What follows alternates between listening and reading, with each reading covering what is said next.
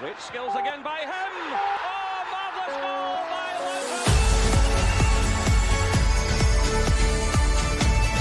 Welcome to the Rangers Journey.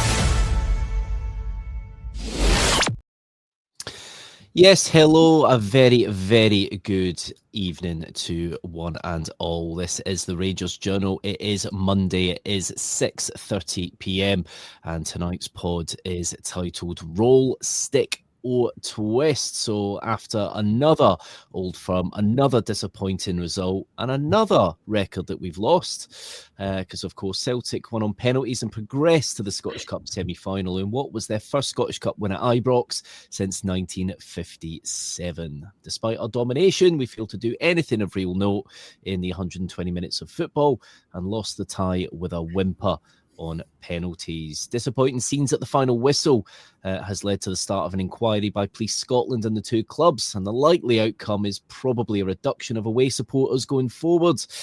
So tonight we'll be looking back at the game, the fallout, and asking a simple question: roll, stick or twist? So to join me tonight to discuss this, we have two very special people, legends of the Rangers Journal. First of all, Ryan, how are you feeling, mate, after yesterday? To use Tav's words or to use Tav's phrase, I'm disappointed, which will not surprise a lot of you. I just feel as if the air's been taken out my lungs a wee bit, mate. To be honest, it's probably what's going to summarise or what's going to sum up a really poor season for us overall. But it's heartbreaking because there was so much promise going into this. We win these two games and it puts us in a right good platform after such a good performance against Hearts. And you know, football's got a habit of giving you what you deserve, and yesterday we didn't deserve anything.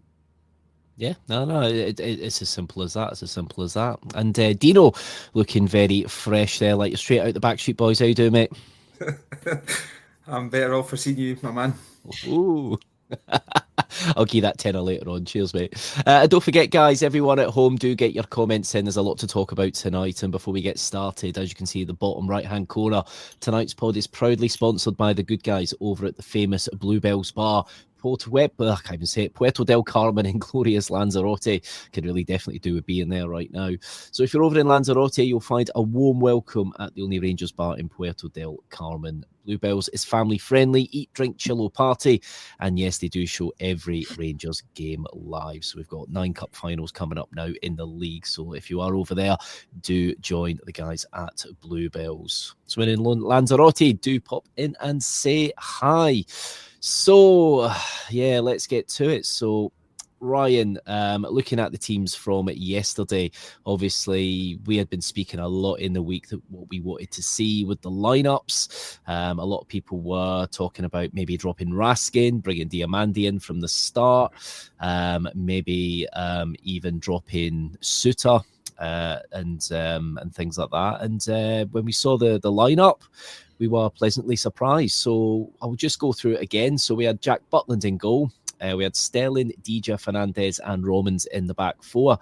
And we had Raskin, Diamandi in front. We had Skov Olsen and Moore. And then we had the two attackers in Yusuf Chomiti and Ryan Nadiri. Ryan, that is probably, maybe bar a few tweaks, the team you probably want to see, isn't it? Yeah, I was certainly pleased to see that Suter was taken out of the team. I think Suter's positional sense, and I think just in general his overall play, I feel just if he's a wee bit of a headless chicken for us. And he's, I don't think it's any coincidence since he's come back from his last injury that we seem to be weaker defensively. We seem to lose a lot more silly goals. And Nasser Jiga, for me, was my Rangers man of the match yesterday. I thought he was fantastic. I thought the big man was so assured. All the kind of wee silly things that he had when he first came in, you know, his poor passing and stuff, that seem to have gone now. And the big man was a rock. When he came back from the AFCON when Suter was out, I thought it was quite harsh to drop him. I thought he was great. Diamandi, I thought, had a good game again yesterday. First half had to be substituted at half time because he's done what Diamandi usually does, and he's picked up that silly booking early on. But when Chukwani came on, I thought Chukwani was great as well. I thought he both had a good game. If we can try and find a team to try and find a combination when we're we're going to get Raskin, Chukwani and Diamandi in the middle of the park, try and control the middle of the park a bit better. I'd like to see it. Disappointed again with Scott Wilson's performance. I thought he was quiet again, and obviously everybody will say, well, he's only just joined, he's not played a lot of football and stuff like that, but at what point is he going to justify us paying £9 million for him in the summer? Because I've yet to see anything to say why we would pay £9 million for him. I do believe there is a player in there, but he has to come out. And yesterday, those are the kind of days that we need the £9 million player to come alive and actually show us why we should be justifying his fees. So I was a wee bit disappointed with him, but I think he was probably, of all the players, was probably our weakest yesterday. Yeah, that's the thing, Dino. We've looked at Yusuf Chamiti and we have looked at him as, in games like this, he's just going to absolutely tear them apart. And the proof has been in the pudding. There's been, 3 massive games that he's played in against them and Hearts, and he just seems to absolutely love scoring in these games. When you see that kind of front two with Chamiti and Nadiri, do you think that was the right thing to do? Was that, keep it the same as what we had last week going into the game at Ibrox? Oh, you're on mute, Dino, mate. That's my early yellow card, Ryan. I would have, yesterday, when, I know you could obviously look at things in hindsight and analyse it better when you're not as emotional, but when I seen quite early on when Chamiti leading the line and Nadiri doing the dirty work wasn't really working. I just feel if they switched roles yesterday, I think you could have gotten. I think Chamiti would have been better in the role that Nadiri was playing, and I think Nadiri would have been better in the role that Chamiti was playing. For me, that was just something that I thought that. Look, Röhl can see that it wasn't working, and I really didn't. Although Nadiri was doing a lot of dirty work, but he still wasn't being able to contribute in an attacking sense, really. And I feel that when we used to play the one up top, and Chamiti would just always come deep, and he did seem a lot better than what Nadiri is in that role, getting the ball into him, holding it up, bringing others into play. Things like that, and ragdolling defenders, and we're paid a lot of money for obviously both of them combined, and for them to not get a goal, you should want to try something else.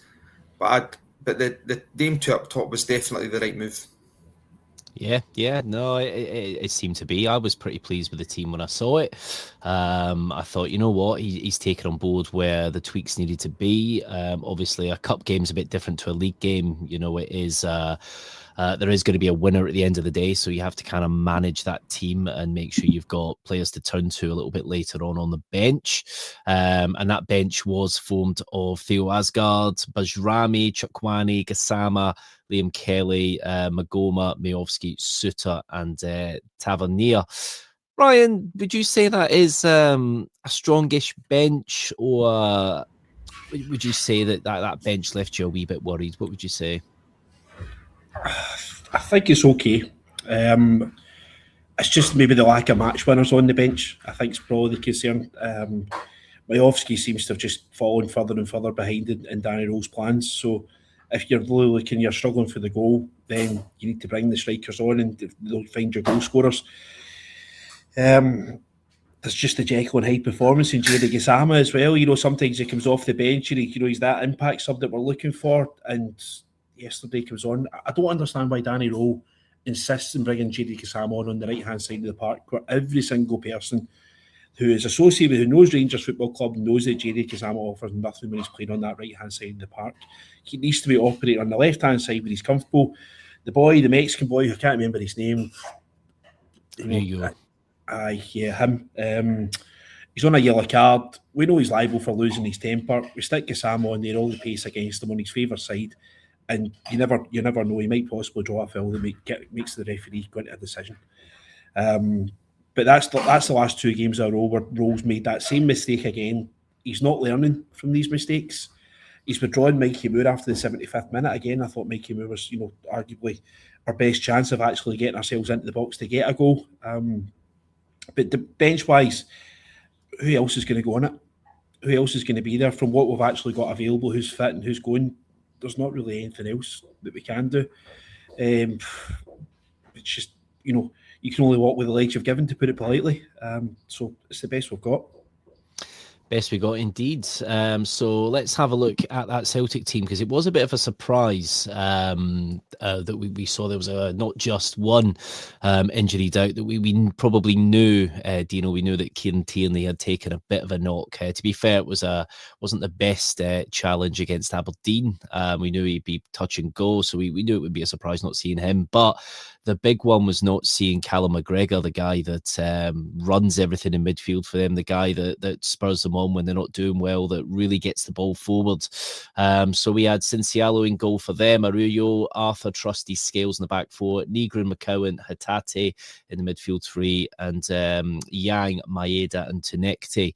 I looked at that team, Deano, and I thought, oh, they are there for the taking today. They really are. It is such a diluted Celtic team. And just to kind of give you a wee bit an idea, because you don't really realise it until you see it on paper, they were missing Cameron Carter-Vickers, Jota, Kieran Tierney, Johnson, Engels, obviously McGregor, and Schmeichel. That's a lot of players they're missing currently that you would probably argue are all first-team players, probably bar Schmeichel at the minute. Isn't that right, Deano?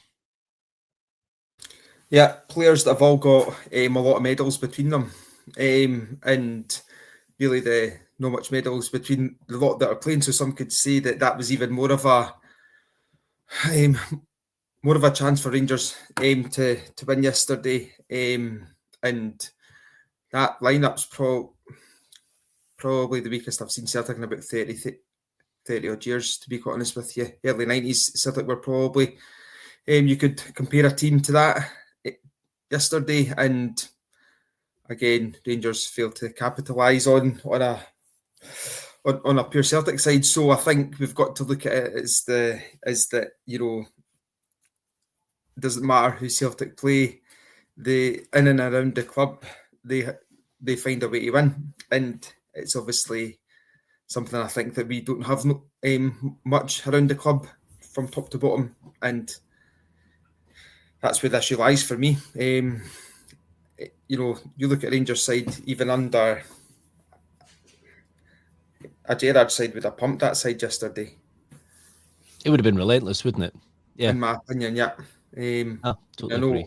And I know we're comparing a team that went undefeated and part of the team that got to the Europa League final, but we shouldn't be in a position now where we can't beat some are saying a Celtic B team. I would say Celtic could put a better B team out than that, if you know what I mean. Just poor all around. Poor all around indeed. So, the game started. As the game was kind of getting into its early embers yesterday, we did see, we heard initially reports of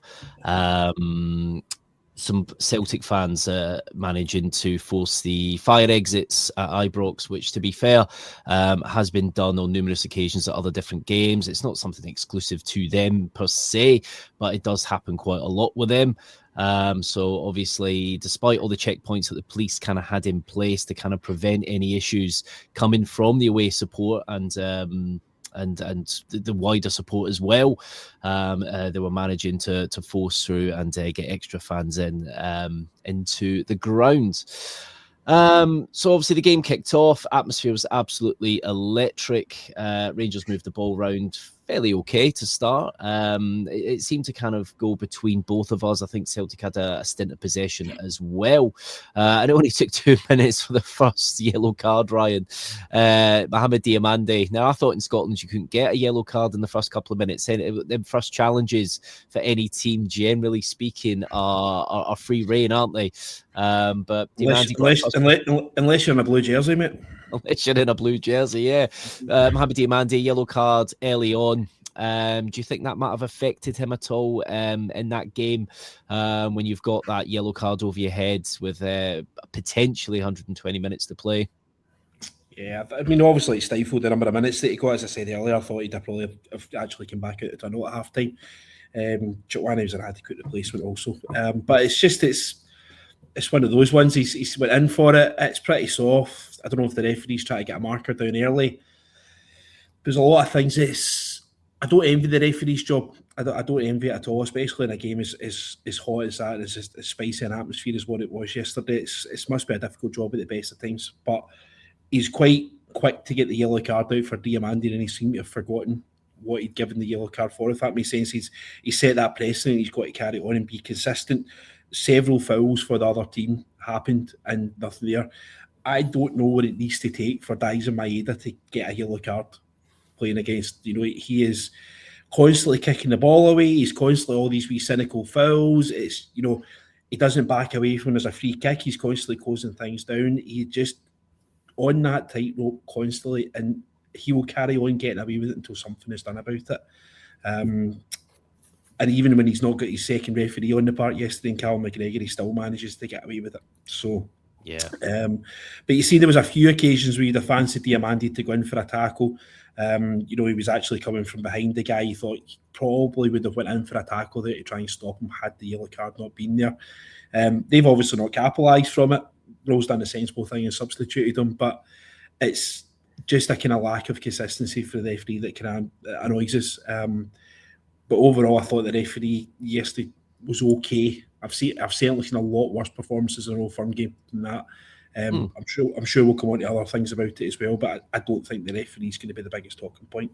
Yeah, that's been 2 weeks in a row as well that the ref hasn't been necessarily the biggest talking point. So yeah, no, that's normally how you judge if a ref's had a fairly okay game. But yeah, we've actually got a special guest who's joining us now. It is the one and only Stuart Hay. Look at that, just doing your hair right at the perfect moment. Sorry. How you doing, Stuart? You all right? How you doing? I'm good. Apologies, boys. My wee boy's he woke up this morning no well, so I've been running about after him this morning, and I stuck an alarm for this, and I've not been looking at my phone, and I grabbed it there and I went, "That's the time." So I apologise, guys. I am sorry about that. Don't you worry, Stuart. You're a busy man. We all know you're a busy man. You've got a lot on your plate at the minute. And of course, when the wee ones aren't well, it's never easy. So no, don't you worry, mate. We're just basically starting the chat about the game yesterday. We went through the teams there. We've seen obviously, we looked at Celtic's lineup and we thought, oh, they're there for the taking today. We seem to, on paper, it looked like we made the right choices with our team. Bringing Diamandi back in there, taking Suter out the equation. How did you feel yesterday when you saw the kind of both of the lineups before the game started? I remember went to see the rally, not the rally, sorry, the march. So we were just walking along, and I get whispers through, like, have you seen their team? McGregor's out, all that, and I was going, "Aye, this is it. They're there for the taking here." Seeing our team, I thought exactly what you're saying there on paper. Seems like the right choices, but should be fine, should be right. It was one of the most boring games of football I think I've ever seen. I mean, it was just, there was nothing in the final third from both teams.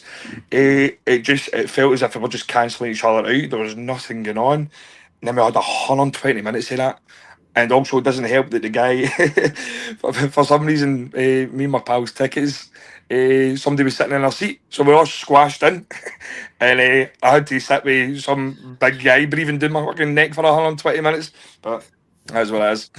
It's always a big guy that's like 6 stone heavier and much taller, and just like, no bother, pal, it's all right, I'm comfy.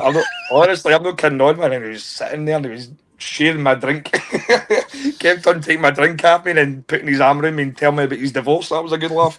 I'm like, all right, very good, mate. To be fair, that's probably the highlight of being at Ibrox yesterday, if we're being honest, but there we go. So obviously we spoke about Deano. Obviously Diamandi got a yellow card 2 minutes in. It's kind of, you don't generally see that in Scottish football. In my notes for the game yesterday, I've got a handful of things that happened, which is so bizarre in an Old Firm game. I think from the way that Martin O'Neill set up, I think he knew that it was going to be a tough ask to get them to really press. O'Neill kind of, has he outfoxed Danny Röhl here? They were attacking in that first half. They didn't really do too much, and they drifted out of it. We grew into the game a lot more, but Trusty was having a pretty decent game for them. We'll talk about the kind of potential handball very shortly, but Martin O'Neill, you got that right yesterday? I would say so. He realised that they didn't have much in the four lines, as we discussed before we came on. Played to their strengths, parked the bus. Knows that we are quite ineffective in the forward areas. And as Stuart said, it was a boring game. It was a boring game because our front line was just rank rotten. Nothing else for it.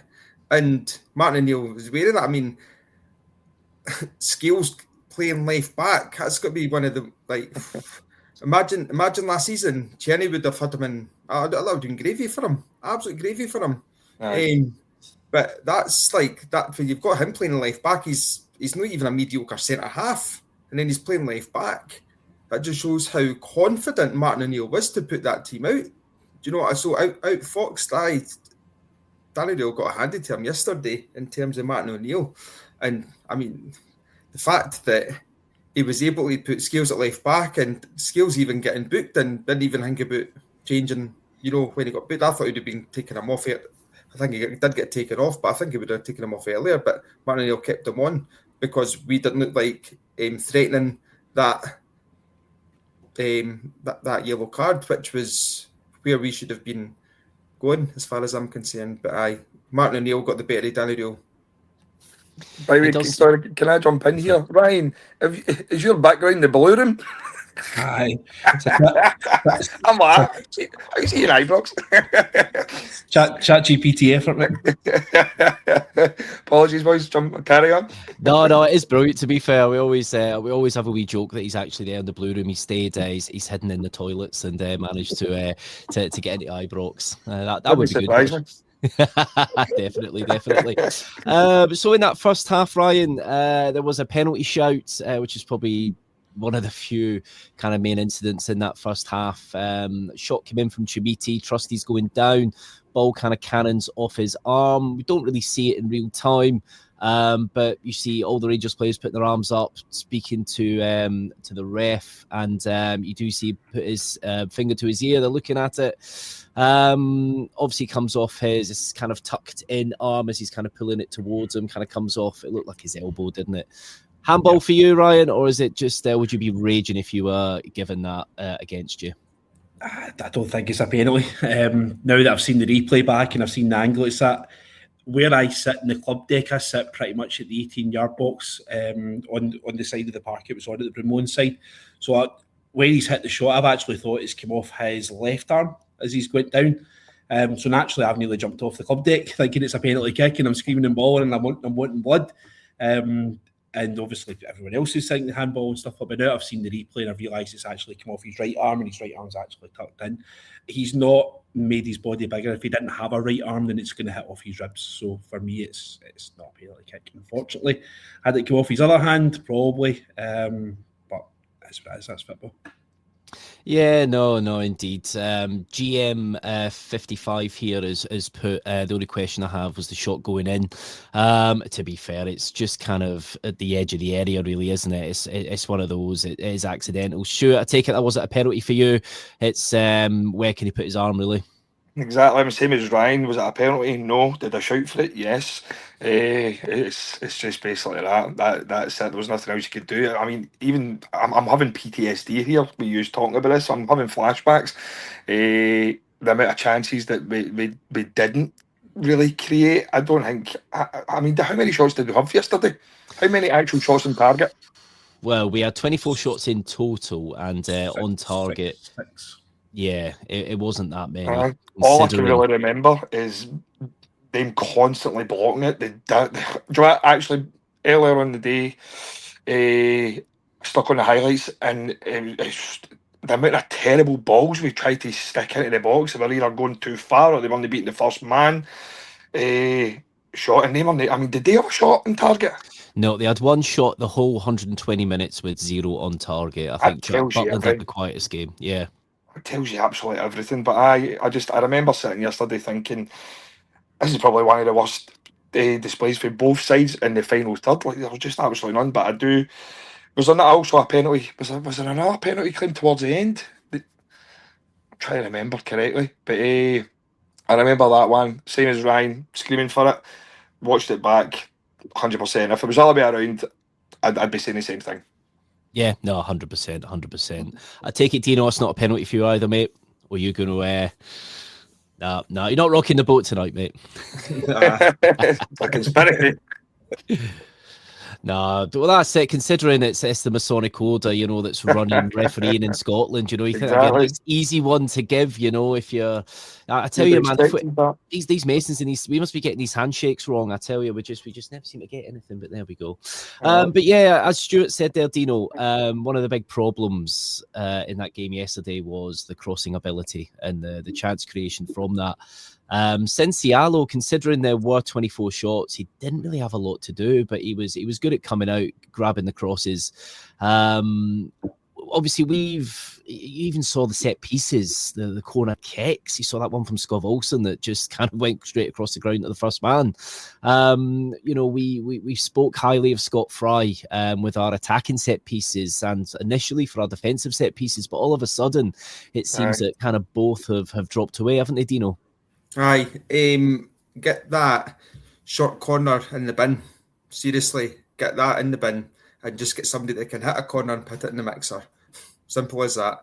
It's just every team knows how to defend against that now, and just like I appreciate that it's difficult to maybe come up with new ideas and things like that, but that just is not working, and it's really frustrating to see because we were actually being very creative and we were obviously scoring goals. Fernandes is one of our top goal scorers because of the set pieces that we were obviously that were going well under Stuart Fry, but now it's just getting really tedious watching this short corner and us not making anything of it.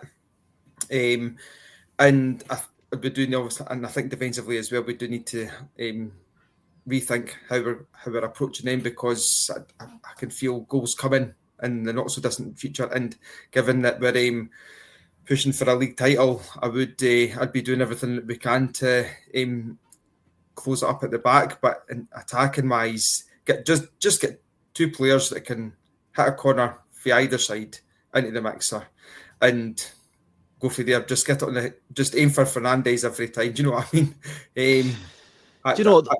I know I might seem old-fashioned or Ranger Star or whatever, but it's exactly what I would be doing. No, do you know what? I do agree. I'm not a big fan of the outswingers. I get what they're for. You're aiming for somebody to knock it back across, but they have to be very organised.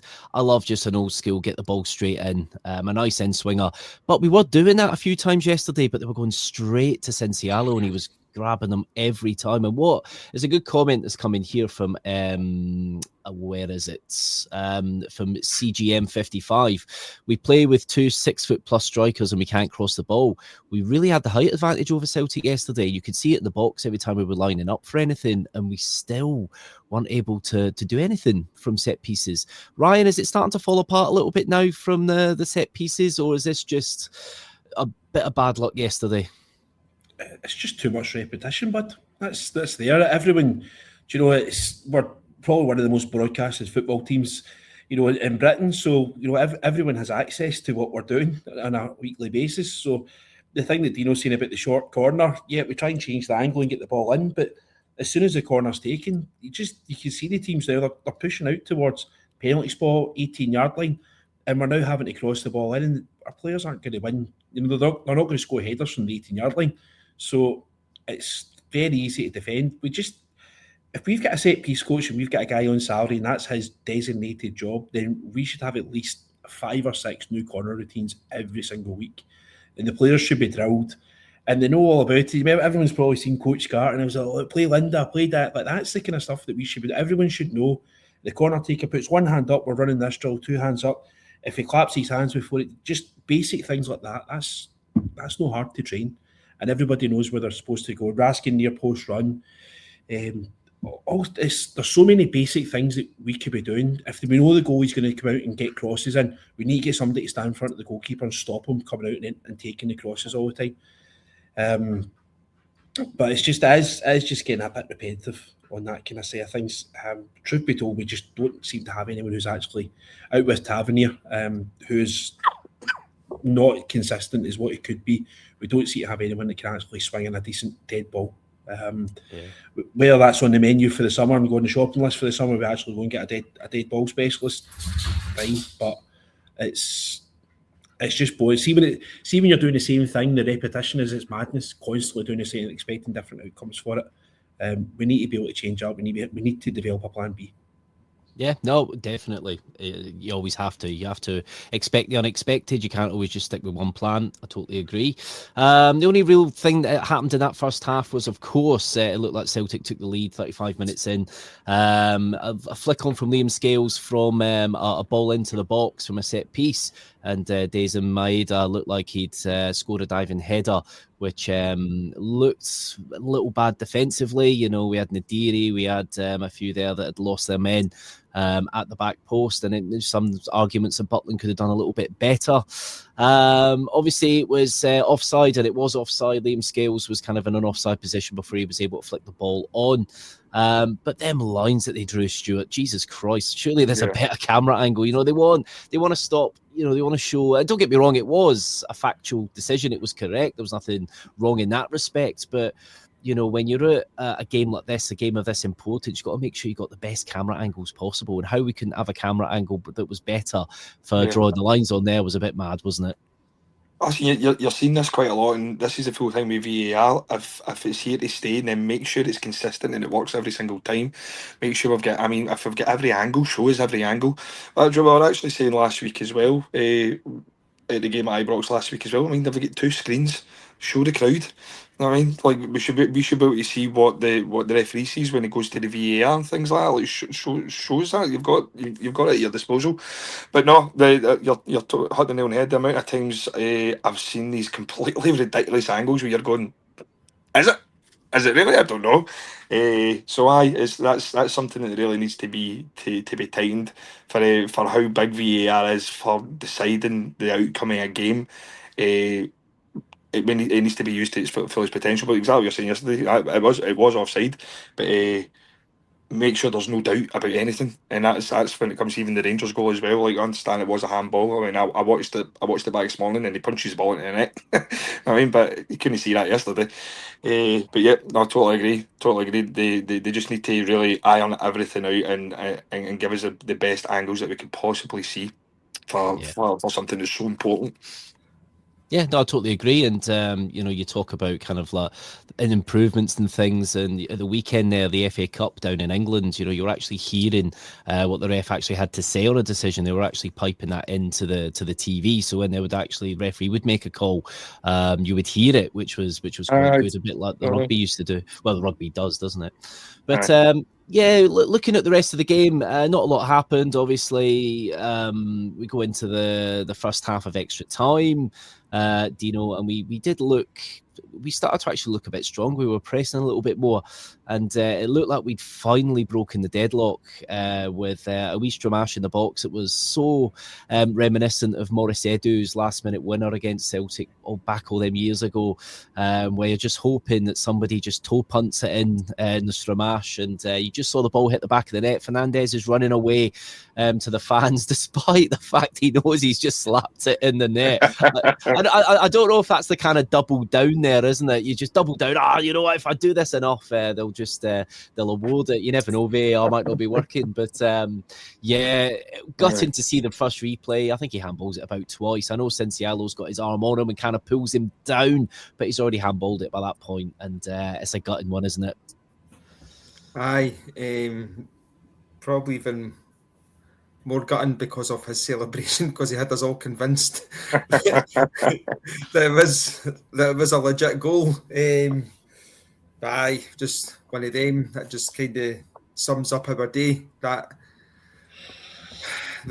disallowed goal sums up our day, sums up our season.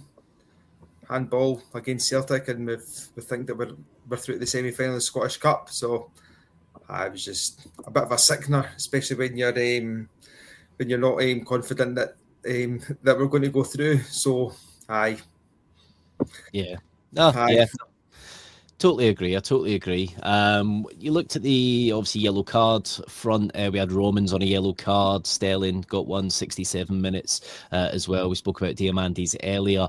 Obviously, Celtic did have 3 players yellow carded. Liam Scales, 22 minutes in, which is the one we thought, right, get more pressure on him, make a mistake. We know it's there. Röhl managed to get one in extra time, and Hatate 84 minutes in, but Maeda did not get a yellow card once again. Substitute wise, obviously we saw James Tavernier coming on, Ryan, for for extra time, essentially. Somebody that might be able to provide an assist potentially, especially when we are struggling to create. However, you get that little bit of fear, don't you, when that solidity that Sterling has is now lost because he's been taken off. Right move at that point. Tavernier coming on, Ryan. I think it has to be, yeah. There's obviously concerns in history with Sterling's injury record and his minutes management. So you just got to. He's looked at him and said, "Look, if I give you these 120 minutes, am I likely to see you for the rest of the season?" So he's got to make it. It's a tough call. We're well aware that Sterling's probably now the better of the two, but he's got to make it. He's got to make the substitute. He's nearly laid on the one that we spoke about before we came on for Chermiti's goal. A great cross in. How Chermiti's not hit the target with that. He's perfect line of sight all the way in. The ball's come in. It's not come off a defender. It's not come through a defender. It's not come out the sun. It's not come out the floodlight. It's came at a perfect height. It's came at a perfect pace. You'd fancy yourself to finish it, and he's managed to scaff it past the post, which for somebody who has delivered on the big stage so many times the last few times anyway, you'd have fancied him for his goal. But that was a real solidity. I thought that was a moment there, and it'd have been Tavernier that laid it on for him. Yeah, do you know what? I totally agree. And Stuart, you look at that at that point, and you think, right, we're finally starting to create some chances. We had a little bit more domination in extra time, and you're thinking, right, is this goal going to come now? Are we going to finally get this goal after we've had one chopped off? Then you see the substitute 105 minutes in. Deja, who had a very good game, comes off for John Suter. I guess it had to be done. I guess, DJ might be fasting at the minute, might be, tiring. But as soon as Suter came on, things started to get a little bit unsteady, didn't it? There was a few misplaced passes, and we're thinking, are they going to smell blood and maybe attack us? How are you feeling about John Suter at the minute, Stuart? I think I've been vocal about John Suter the past few seasons. It's like I want to like him. For such an experienced player, there's times you can just feel a real bomb scare. I mean, there was a couple of times yesterday where he just felt out of place. He just felt as if like he wasn't settling into it. I understand when he was coming on, he was really getting chucked in the deep end. You know what I mean? He got brought on for a bit of fresh legs, and he should have got brought on to be a wee bit more stability in the back, and he wasn't. Exactly what you're saying. I felt they did go, no, this is maybe here for the time, because there was times. I mean, I was sitting with my pal, and there was so many times yesterday I'm going, it's coming. I was like, it's just a matter of time. And then when it was getting towards the end of the game, and with John Suter and things like that, it really did feel as if, no, listen, any time here, this could be something. I mean, it started to become, the last 5-10 minutes of a game is starting to become Celtic time. And like, this is where they pull it off. This is where something happens, and they just scrape it. And I'm going, with John, I don't want to call him the weak link, because I really do like him, and I want to back him, but I was terrified. Then the amount of times when it's him and he's passing it back to Butland, and Butland's distribution can be absolutely rank rotten, and you're like, no, this is not the time or the place for things like this, boys, especially in a game like this. So he gives me the fear. Long story short, and I should not be feeling this way towards a Glasgow Rangers centre half. He should be somebody that puts my mind at ease, but he doesn't. Yeah, I totally agree, Stuart. I actually thought, I'll talk about the Motherwell game, obviously. Yeah, we drew at Fir Park, but in the majority of that game, he actually played quite well. And I thought, you know what, he's very good at sussing out that last minute, where somebody's just about to pull the trigger and he can just get in front of it, get it away. He's very good at that. But then, of course, if the ball goes over the top of him, he does tend to get caught out, and it just doesn't tend to work with him. I think people have worked out his kind of weaknesses. I think when it comes to the Rangers players right now, I think the word for majority of them is the inconsistency of them. We're just not seeing But, I mean, we're seeing flashes of great players. I mean, look at Chermiti. Look how much he's came on, but then exactly what Ryan's saying yesterday, that one that came in, bread and butter every day of the week. It's just this lack of consistency with these players that you can't feel as if you can fully trust them to get a job done. Yeah, no, totally agree. So it was looking more apparent, Deano, that it was going to head to penalties, especially as the clock dragged down. We were looking tired. We just could not get anything through their defence. They were quite comfortable with that. Which is weird because you don't think necessarily that Celtic would want to go to penalties, especially with the way Jack Butland does with penalties. But it went to penalties. We had the coin toss.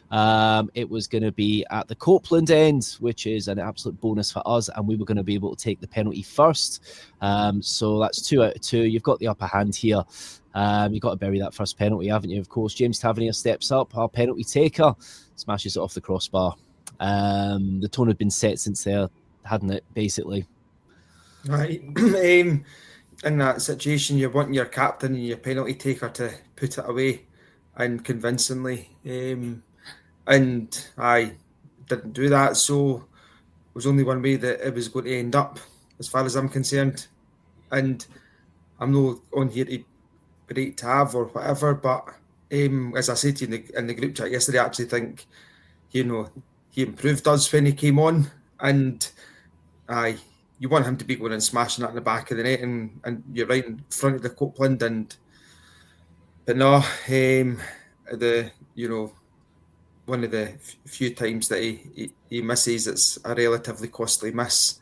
But at the end of the day, we didn't lose the game yesterday because Tav missed a penalty. We lost the game yesterday because we couldn't score in 120 minutes. So, but I did set the tone for the penalty shoot, and I just fed into Celtic's hands. Yeah, it really did. Ryan, at that point, obviously Tavernier's missed. He's hit the crossbar. Then, of course, we're playing catch up. Every one of their penalties is perfect. Then Gassama absolutely blares. I can't even make a word. I've just made a word up there. Just blazes his shot straight out of Ibrox. And it was an uphill battle from there, wasn't it, Ryan? I think Big Marshall in the Loudon was double checking his insurance policy. He went up to hit that. Shocker, absolute shocker. It was like Tom Rogic's in that semi-final at Hampden all the years ago. It was just stratosphere stuff. Just blazed it. No idea what he's doing. It just summed up our day. To be honest, the penalty kick. It's everything that was going in our favour. The home draw for the quarters. They're missing their captain. They're missing their big summer signing. Everything. They've dropped their goalkeeper. They're missing X, Y, and Z. Goes through that. Fine. We get the penalties. Coin toss. Rangers end. It's everything. Everything that could possibly went in their favour did go in their favour, and it just sums up that our players cannot handle pressure. When it actually comes to the real pressure moments, they fold like red hot Mars bars. It's mad. It's absolutely brutal. But the penalty kicks, when Tavernier's missing, I had a bad feeling. He didn't seem to do his normal run up for me, Tavernier. He seemed to do a slightly shorter run up for some reason. I noticed that as well. Don't change your technique, Tav. Like your technique's served you well for all these years and got you all these goals by penalty kicks. Please don't change that. But it just seemed to take a slightly shorter run up. He's went hard and high, which I don't think he's ever really done. I think the only kind of time I've ever seen him hit a high penalty was the one against Joe Hart, when he hit it high to Joe Hart's right. It was just bizarre, absolutely bizarre. And you're even looking at the team as the team are like, who's taking the next penalty? Who's actually got the penalties in it? And you're thinking about your number 9 striker. You're thinking about Chermiti, who's supposed to be your goal scorer. I don't want him to hit a penalty kick because I don't think he's actually got the ability to put it through the ball and put it in the back of the net. It's yeah. There'll definitely be questions. Obviously, people are talking about, how are the penalty shootouts decided? That somebody was saying that that the players just decide amongst themselves. That just doesn't feel right. You'd have an organised plan, generally speaking. You'd have your attacking players take penalties first, and then kind of go from there. You remember the last one that? Yeah. But Dessers bottled it and Butland had to take a penalty. Yeah. Right, cheers for that, right? I forgot all about that. PTSD's coming back for Stuart now. Honestly, man. I'm going back to drink. I've got a long and unforgiving memory when it comes to Rangers not winning football games. So, oh mate, you know me, Ryan. I'll wake up at 2 a.m. and my eyes will just ping open in the pitch black darkness, and I see Kmart Roof laying it on a plate for Ryan Kent. Choose a corner. It's in. We've won. Oh, we haven't. Why did you do this to me again? God's sake! I know. It's the one. Do you know what? It's the one that still gets me because I'm just like, it's easier to score than miss. But anyway, let's not depress ourselves even more. We're out the cup as it is. This is a great laugh, boys. Cheers for getting me on. So another record lost yesterday. That was the first time Celtic have won in the Scottish Cup since 1957 at Ibrox, which is an unbelievable record that you just think, wow, it's probably because we never really get drawn at home with them, and when we do, we've won the game. So yeah, it's another kind of record gone. Obviously, as the penalties were being taken, you could see the police were lining up behind the goal at Copeland. They didn't seem to be doing that down the other end. And you could see that obviously fans were going to come onto the pitch. Obviously, Celtic fans were the first to kind of go onto the pitch. You've just seen your team beaten at home. You've just seen Celtic fans that everybody's got, access to Wi-Fi in there and can see some of the photographs that have been posted on the socials where there was a lot of offensive graffiti. We've seen the fans kind of, the Celtic fans a group of Celtic fans let another group of ticketless fans in that somehow managed to get past several checkpoints. You knew it was going to boil over. It did. Obviously, I don't condone anything what happened yesterday from a Rangers fan's point of view, but you got to be honest, this whole situation was avoidable. And you do feel now that as we are sifting through the kind of mess of this all, it will probably come down to the way that the event was policed, Stuart. Now, we haven't had that many away fans in at Ibrox since 2018. The police did come out today. Obviously, the Greater Glasgow Chief Superintendent Emma Croft, she came out and said that number of away fans isn't workable currently, but she was satisfied with the policing operation and that there were enough officers, which just seemed to contradict itself. Wow. Do you think that maybe the police have just kind of forgotten, in a sense, how to manage this type of situation? Because 2018 was the last time. That's a good 8 years ago. There's a lot more new officers in there now. Do you think that's part of it, or was it just an absolute mess from start to finish? It was an absolute joke, and I'll tell you this right now. I've been going to Rangers and Celtic games for better part of 20 years. That was the first time I've actually felt the police had not a clue what they were doing. Now, I was at a game with two pals, and we were walking along Edmiston Drive, and we're going, Mum, we'll just go to the wee Rangers club. So we're walking along, we're going up to the wee Rangers club. A Celtic bus got off on Edmiston Drive whilst Rangers, we were all walking to the game. And about 30 must have walked past me. And I turned to the police. I'm like, what's going on here? I was like, how is this allowed? And I'm keep moving. I'm like, no, do your job. I'm like, that's the most ridiculous thing I've ever seen in my life. I was like, I've never seen that in my life. They literally stopped the bus just outside the wee Rangers club, and about 30 of them piled off and just walked down the street. Not a problem. I was like, that if you're literally asking for it. And then obviously what happened after the game, I mean, we were sitting down the west enclosure, so we were pretty close to them, and they spilled onto the pitch after the game. Now, exactly what you're saying, there was a full lineup of police in the Copeland end, but there was absolutely nothing on their end. And obviously, after one goes, it all goes. It's opening the floodgates. It was like a domino effect. As soon as one went on, they all just piled on, and there was a good probably 5 minutes where they were untouched in the Rangers penalty area. And again, it's exactly the same as you. I do not condone anything that happened yesterday. But what did you think was going to happen? Do you think that like Rangers fans, like the Union Bears and things, think they were just going to sit there? Definitely not. I seen a guy from our end, and it looked like one of the sorest things I've ever seen in my life. He was trying to get on the pitch to face them from our end, and he tripped and he fell, and he must have fell down about 6 flights of seats, not even the stairs, just the seats, and he just crumpled into a mess. And I'll give him his due here. It was definitely sore, and he just stood back up and went, "There's nobody coming with me." No word of a lie. It was like, "Big man, I think you need to go to the hospital." But it was, I seen some things yesterday that I'd only heard about from my dad. I remember looking up, and it was just an army of Rangers fans that were running across the pitch, and I'm going, "This is gone." I was like, "This is no, none not going to let us do this ever again." My first Elf Firm games were that away allocation. I cannot remember a time when I was young when something like that happened. So the police can definitely handle that situation. They just very clearly failed and were incompetent from the first minute. Yeah.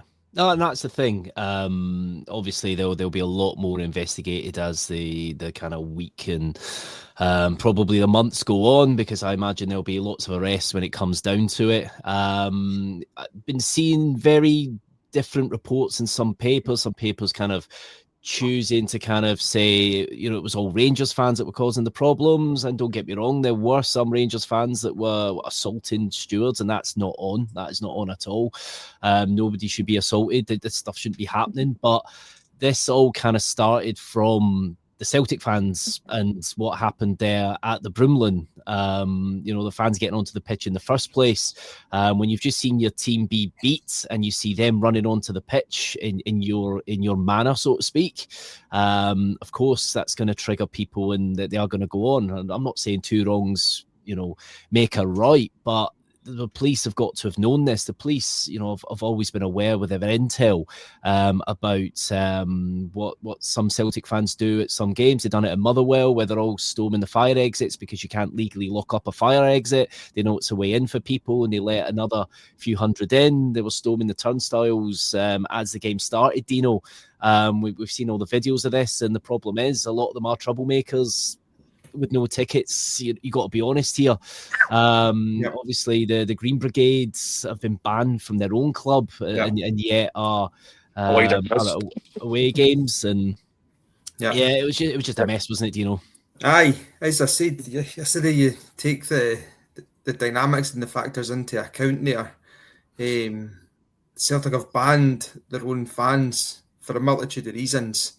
That footage of them breaking into Ibrox, that's pretty much what they did, was viral way before the game had kicked off. So the Union Bears would have been well aware of that.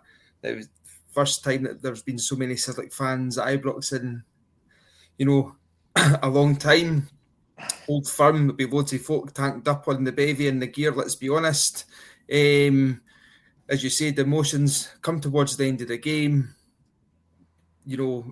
Rangers fans probably would have just went home with their tails between their legs, gutted like we are all. But when you see them running onto the pitch and attacking the players and whatnot, I'm sorry, but you didn't need to be a fan of Rangers and Celtic. Just need to be knowledgeable about football and emotions and stuff. That was going to happen, and it was inevitable. Like one of the most inevitable things that was going to happen. And Celtic just acted like the dogs that they are. And what did people expect when you have people breaking into the stadium where there's like no police, and you've got people on no disrespect, because I know people that do security and stuff, but minimum wage, isn't it? And it's a part-time job to bring in extra dough for for whatever reason. And these guys are expected to do the police officer's work. If I was there, I wouldn't be risking myself. I generally would just be letting them go past me, because I'm not risking my own health. And then towards the end of the game, like, I can't recall seeing Celtic have police around them when it came.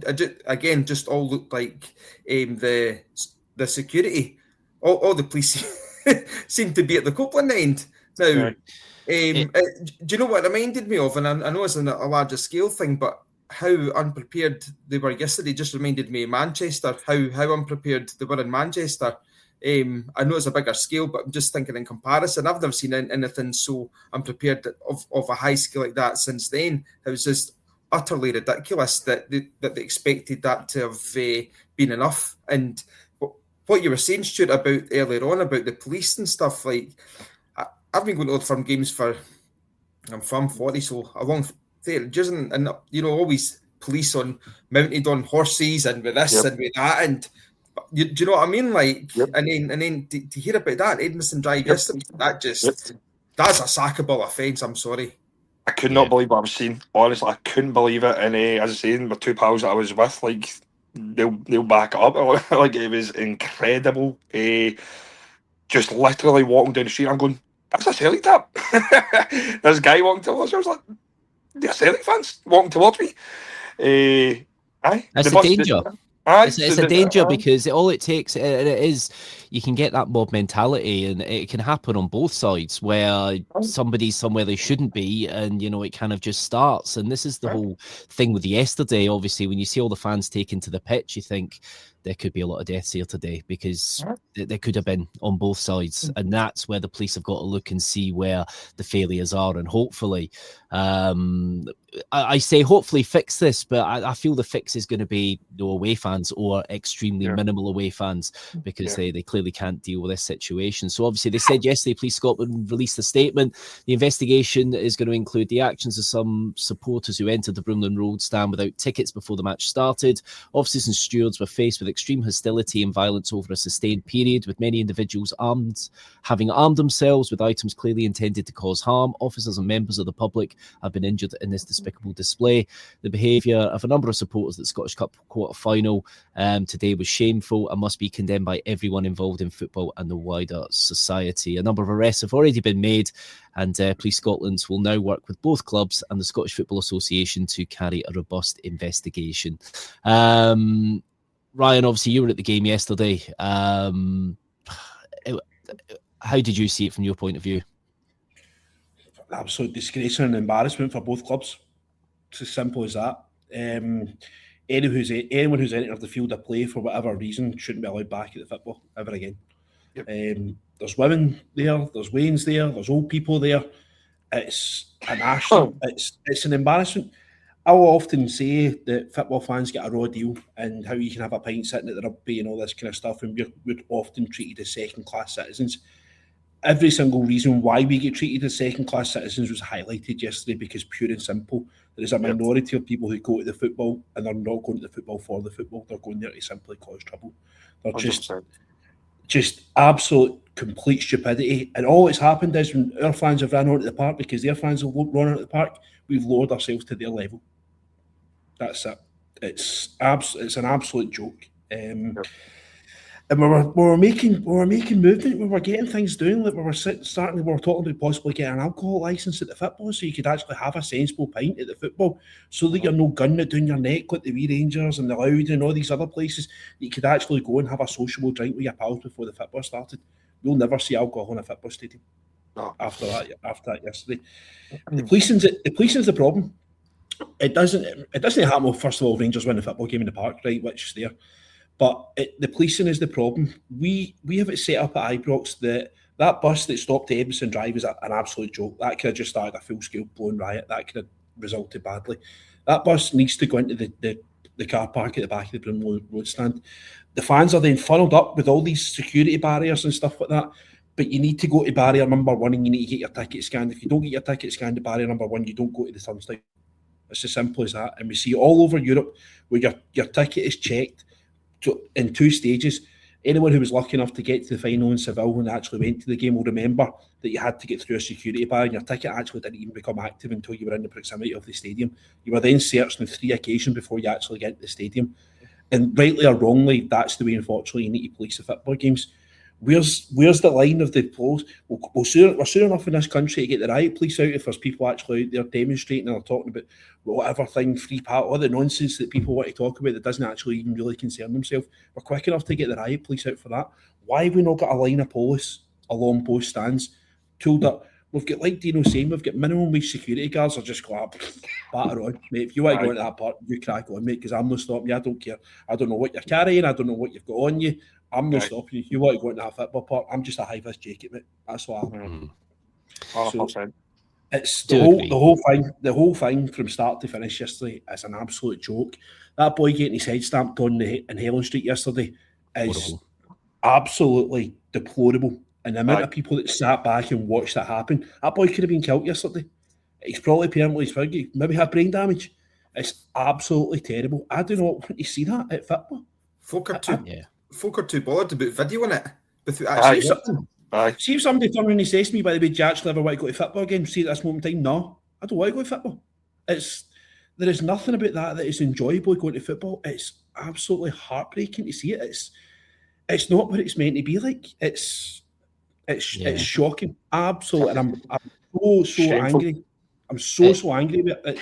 It's an absolute disgrace. It is the dark side of what you can see sometimes, and it's horrible, and it shouldn't be existing. But at least they get nipped in the bud, mate. It does. Oh, that's running through the city centre, wearing their colours, running at pubs, doing this, organised fights and stuff like that, wearing the colours. It shouldn't be happening. I was in Oswald's bar last night, late on, and next thing I know, shutters are down.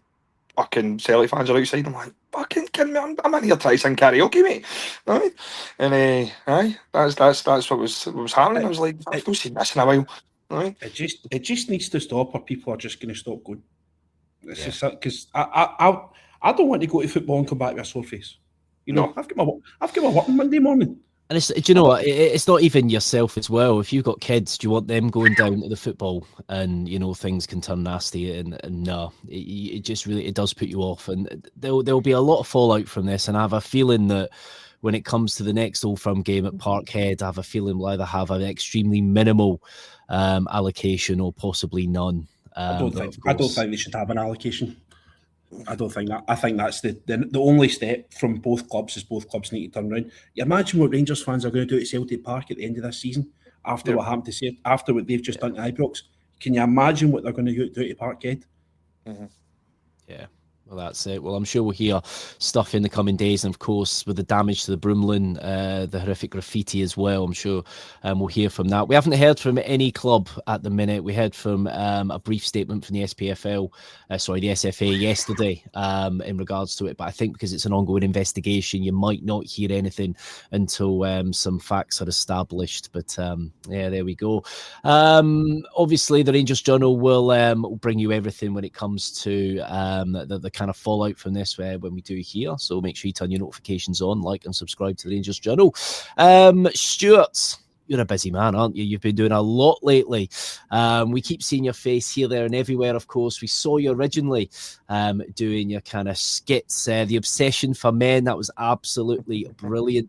Of course, you've worked with BBC's The Social. You've worked with Only an Excuse. You've now been touring the world now with your shows. You've had the Journey Back, you've had the Gallant Pioneers, so I'll stick up a couple of graphics now. So there you go, there's the Gallant Pioneers, which August 2026. I'll tell you right now, how airbrushed is that picture? I look incredible there. I mean, that boy's done a great job.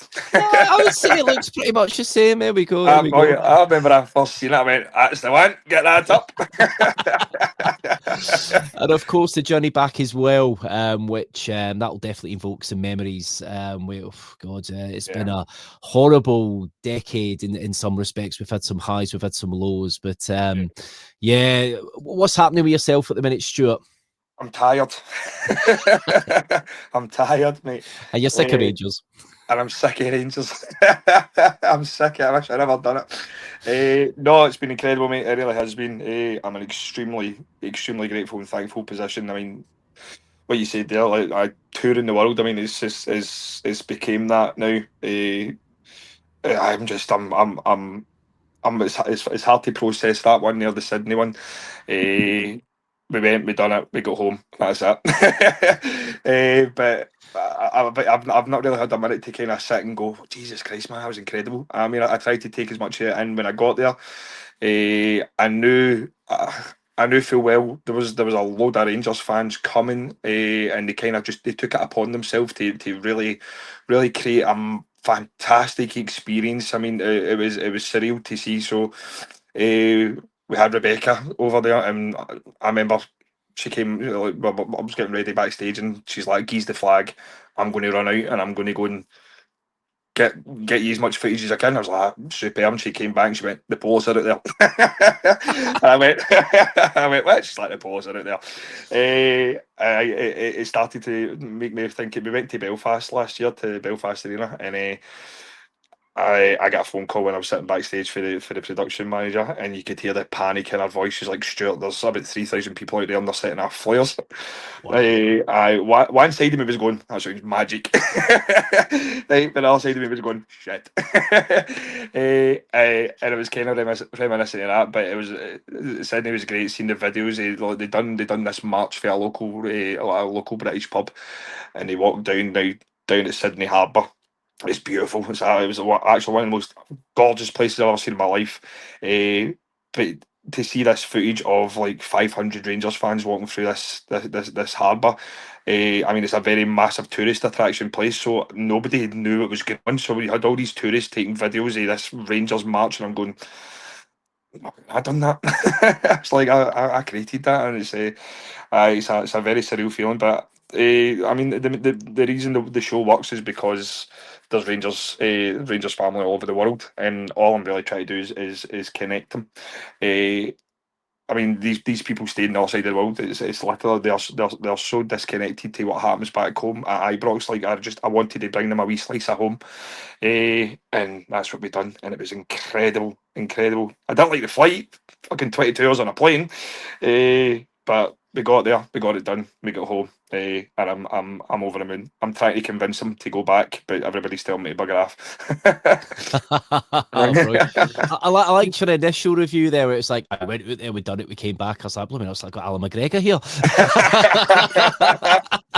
Went there, got the job done, back up the road time. That's it, up the roads. That's it. So you got more shows coming this year. You're definitely a busy man, aren't you? I don't know how you're doing it. Listen, I've been doing it relentlessly for, this will be the 4th year now. I've got a tech manager. He's my tech manager, my stage manager. There's this guy that does it all for me, and we've been glued to each other for 3 years. And we stood in Sydney, we looked at each other, totally broken messes, and going, "Let's have a break, man. let's take some time off for this." But then I realised I've got a full tour, because I'm an idiot. But no, I'm massively looking forward to it. The big reason for doing the show was to connect as many Rangers fans as I possibly could. I mean, doing the shows in Glasgow and Belfast and things like that, that's part and parcel of doing it. But I really wanted to take this to as far as I possibly could. Now, I'll tell you something, it's been harder to get to Stornoway than it has to get to Sydney, which is a good laugh. But I'm massively looking forward to going to these places like Campbelltown, Dunoon, where I am, Glenrothes, and all these places. Like these are places that have very high volumes of Rangers fans. And some of them not necessarily might get a chance to make it down to Ibrox. I mean, for whatever reason. So to be able to bring it to them, to their doorstep, where they can have a proper, brilliant Rangers night out, it makes me extremely happy. I like coming off stage and hearing from people that they don't get to experience this kind of thing in these places where they live, and that's why I do it. I just want to bring Rangers fans together, and give them the best night possible, and remind them that regardless of how far away they live from Ibrox Stadium, we're all in it for one reason, and it's for Rangers, and that's it. Oh, brilliant. There's nothing like a swally and a sing-song, so no, definitely. If you're out in Stornoway, I think you might come across one of our podders there, Colin. He might, he's out that neck of the woods, so you might see him there. But no, absolutely brilliant. We got a wee comment that's come in. So before we wrap up, the pod is titled Röhl, Stick or Twist. So obviously I think there'll be more to come, kind of talking about Danny Röhl as we have the title running, because now essentially kind of said in his press conference yesterday that there's basically they've made a promise, the players now, that they're going to give it their all for the title. So I'm going to start with Ryan first. Ryan, do you think we'll still... I can't even say it. Do you know what? I've just lost the ability to read completely. This is what Rangers does to you. Do you still think we'll win the leagues, lads? So, Ryan, you first, mate. No, I don't. I think it's as hard as it is to say. I think we need to be realistic. We need to be realistic about our away form. We've got to go and do all our best business away from Ibrox if we've got any chance of winning this league. We've got to go to Tynecastle. We've got to go to Parkhead, and we've got to either go to Falkirk or maybe even Motherwell for the second part of it. We've played how many minutes against Celtic there? 210 minutes of open play at least against Celtic there, and failed to overcome them, even though we're playing at home and they've got a weakened team. So I think we need to be honest and realistic about it. I don't think we'll win the league. Naturally, of course, I hope we do, and I hope I'm proven wrong, and I'll sit here with the world's biggest slice of humble pie if we do win it. But I would be shocked, but obviously delighted if we do win the league. Shocked and delighted. Do you know what? Stuart's good mate, Marvin Andrews, I think, would disagree with you there, Ryan. Keep believing. Honestly, Where's man, the faith? I'm sick of hearing it from him, man. Does he not just ring you randomly and just sing you a song down the phone? Because he looks like the type of guy that's just singing all the time and just happy as Larry. Just like the best energy to be around, he looks like. He's infuriatingly happy. That's what he is. He's insufferably happy. I remember a game we were in Sydney, and he was having the time of his life. Fair enough. I mean, that's what he was there to do. But I remember one time, I was rushing about to do something, right? He's 6 Guinnesses deep, and he's trying to chat up a German woman. I'm like, Marvin, I don't have time for this, mate. Right? But he's the happiest guy you'll ever meet. He is. He's brilliant. He's also his whole how much religion plays a massive part in his life. Like, he'll give you his sermons throughout the day, and you're just sitting there with a mate going, all right, Marvin. Cheers, pal. Move on. I'm trying to eat my breakfast here, Marvin. Oh, brilliant. Oh, I could just imagine it as well. He's the happiest man alive. Oh, so, yes. Stuart, the question for you, mate, do you still think we're going to win the league?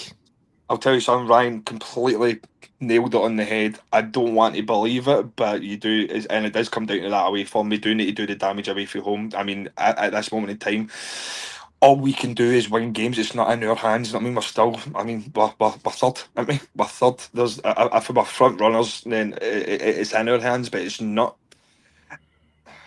I don't want to believe it. I will hold on to it somewhere in my heart until it's impossible.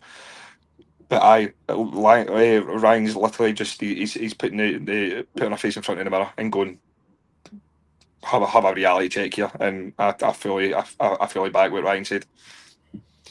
There we go. Dino, dare I ask now, are we winning this league?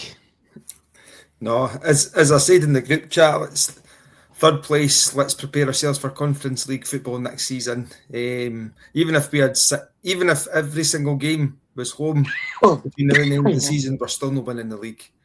But just didn't have the players in the squad currently to get us over the line. In terms of sticking or twisting with Röhl, I'm going to put my neck on the line here. Irrespective of the outcome of this season, I believe Röhl should be given 2 more transfer windows and all of next season. I didn't want to see a manager getting sacked again during the season. And if he's not up to it by the end of next season, then we move on. But we definitely should be keeping him and seeing what he can do in the next 2 transfer windows in terms of getting players in that are winners and players that have got the right mentality and getting rid of those who don't fall into that category. Yeah, no, do you know what? That is wise. You know, I think it would be madness to get rid of Danny Röhl. Now, I know I've seen a few comments, and you always get this after, bad defeats and things like that.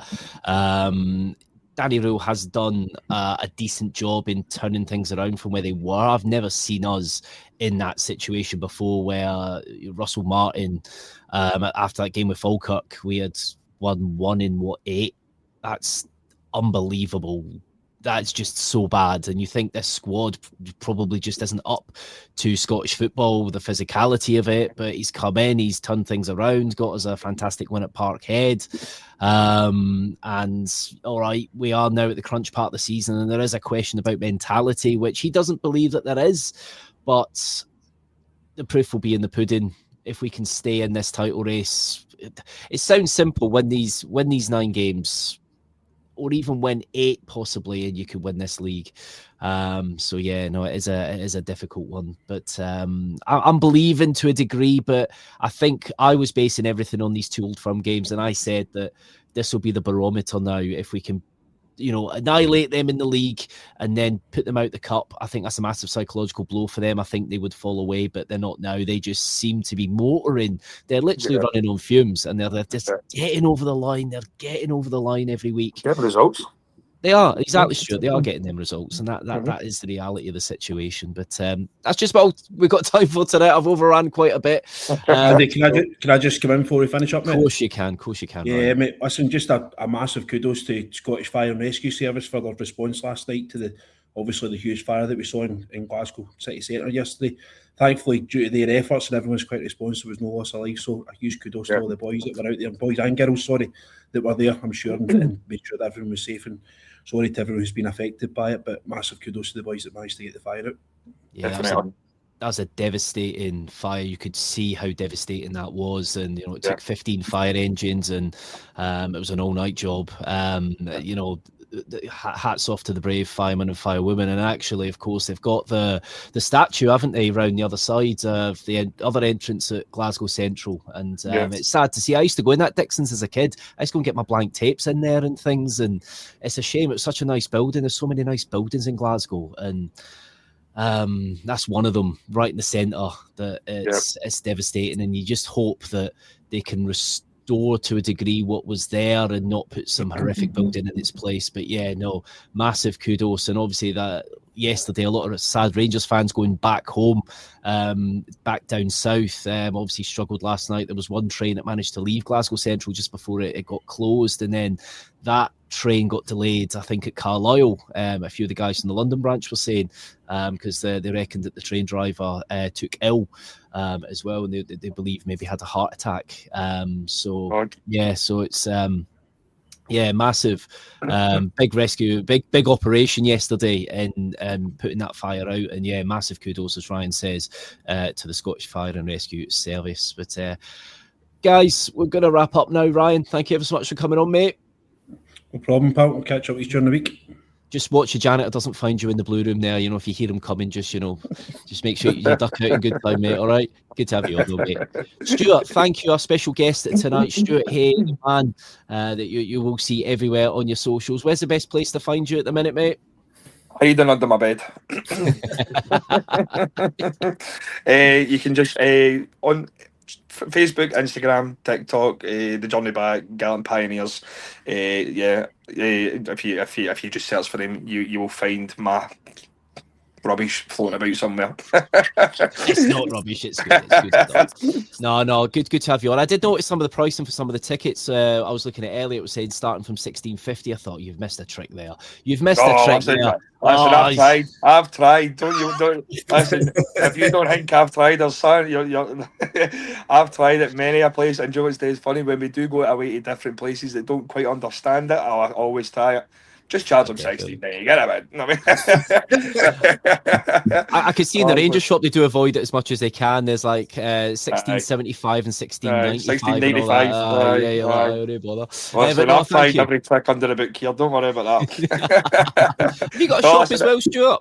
What's that? I do. I've got a football shop. I do. Me and my pal Mikey run a retro football shop. We've got one in Hamilton. We've got one in Clydebank. Actually, it's hilarious.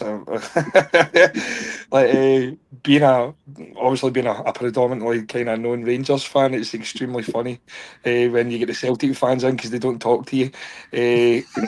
And the way I run the Clydebank shop, and the way I've done it is the Rangers tops are at the top and the Celtic ones are at the bottom. And I Aye, never well, they thought, should be. I know, but I thought I was being so sly about it, but everybody's caught on it. You know what I mean? Like the Celtic This is fans walk in. bigotry. Aye, Celtic fans walk in like that. Stuck us at the bottom, mate, aye. Like that. Aye, mate, I did. No, aye. brilliant. I'll have to pop into your shops at some point because I do love an Definitely. actual football shop, and the danger is I'll get the credit card out. I know what I'm like, but no, No, definitely. Aye. Stuart, thank you for coming on, mate, and hopefully you'll be back on at some point as well. Mate. Definitely, and I apologise for my lateness today. I pride myself on my punctuality for things like this, so I massively apologise. I'm extremely grateful to be on. I've been wanting to come on Use Guys podcast for quite some time. I know Ryan very well, so get me on next time, and I'll be there before you get here. Oh, brilliant. No, good to have you on, mate, and good to actually meet you, mate. So absolute pleasure to have you, mate. And last but not least, Deano, you're going for your audition with the Backstreet Boys now, aren't you, pal? You don't need to tell everybody. No, look at you, just a majestic man. Look at that, that's brilliant, mate. No, Hit the golden buzzer. Where'd you get 8 teeth? I need to get myself a pair of them. Nah, always makes us look good on here. Deano does. He brings all the ladies into the comments. So thank you, mate. There you go. And don't forget, guys, I'm Andrew, obviously at the Ibrox channel, and of course the Rangers Journal. Do like, subscribe and follow to the Rangers Journal, and don't forget we've got an Etsy store. You can get Rangers merchandise. Just head to Etsy, type in the Rangers Journal, all one word, and you can find our stuff there. So every night is Rangers Journal night. Take care, everyone, and we'll see you soon.